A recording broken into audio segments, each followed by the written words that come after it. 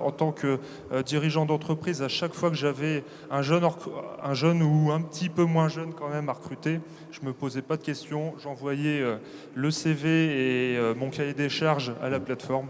Avec 376 chefs d'entreprise engagés et 17 000 solutions d'emploi trouvées, 2 ans après son lancement, le Pacte pour l'avenir et l'emploi des jeunes affiche un bilan plus que positif. Ce dispositif vise à mettre en relation les entrepreneurs et ceux qui cherchent un emploi ou un contrat d'apprentissage. C'est le circuit court. Les circuits courts, ça permet de donner du relais à des jeunes qui n'en ont pas. C'est ça l'enjeu en fait, c'est que ces jeunes, ils connaissent personne. Et donc vous leur donnez d'un coup d'abord du respect. Il se trouve, il y a des chefs d'entreprise qui vont leur parler, qui vont les considérer comme des gens normaux. Ils n'ont pas fait d'études, ils s'appellent Mohamed, etc. Bon. Et n'empêche qu'ils sont considérés comme des individuels. Et puis après, il y a autour du marché du travail plein de petits réseaux courts, de boulot pas forcément très complexes, où au fond ce qu'on cherche c'est plutôt de la volonté, une capacité à se projeter dans un métier qui peut peut-être amener à construire une vie derrière. Bon, et là les circuits courts sont utiles.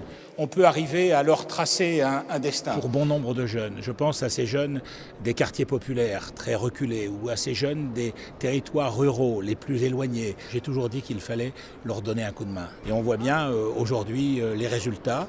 14 plateformes sont installées, 376 chefs d'entreprise se sont engagés dans ce dialogue quotidien entre des jeunes qui souhaitent parler de leur métier et eux. Et c'est plus de 4500 emplois. Aucun emploi précaire, que des CDI plein temps, que des CDD plein temps quand c'est le mode de recrutement de l'entreprise, ou l'alternance à plein temps. Et si on y ajoute l'apprentissage, c'est 17 000 jeunes. Je me suis engagé à la région sur l'avenir de 50 000 jeunes. Eh bien, on dépassera largement ce résultat. Alors la plateforme du Sambre Avesnois a été mise en place en novembre 2013. 60 jeunes ont été mis à l'emploi depuis le mois de novembre. Ces jeunes sont plutôt satisfaits. On a une moyenne de 4 à 5 jeunes qui sont présentés pour un poste pourvu. Donc ça génère aussi des entretiens et c'est un très très bon exercice pour nos demandeurs d'emploi. Le sentiment est un peu le même partout, c'est-à-dire que dans un premier temps on se dit du circuit court, ok, mais alors on fait ça comment et en mobilisant nos chefs d'entreprise et en amenant une plus-value, en accompagnant le jeune et en le préparant à l'entretien, on se rend compte qu'en tout cas ça marche sur tous les territoires quand même. On a dénigré pendant un moment l'apprentissage. L'apprentissage, c'est un ascenseur social. On permet aux jeunes de mettre un pied dans l'entreprise et de pouvoir évoluer. Les jeunes chez nous démarrent par un CAP, peuvent finir par un bac pro, un brevet de maîtrise. Et je pense que c'est important de donner la chance à un jeune de rentrer, de mettre un pied d'abord dans une entreprise.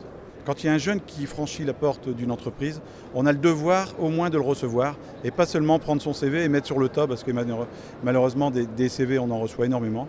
On a le devoir de le recevoir, de prendre 5-10 minutes, de lui parler et effectivement si chez nous ça ne fait pas affaire, peut-être pour un collègue. Donc on fait circuler aussi les CV avec une petite annotation quand c'est un gars ou une fille parce que chez nous on forme pas mal de filles à la boucherie. Mon objectif était de créer de l'emploi et trouver de l'emploi chez les jeunes. Donc c'était ça mon premier objectif. Et aujourd'hui c'est chose faite, je suis content puisque depuis quelques mois j'ai 3 jeunes nouveaux qui viennent d'arriver.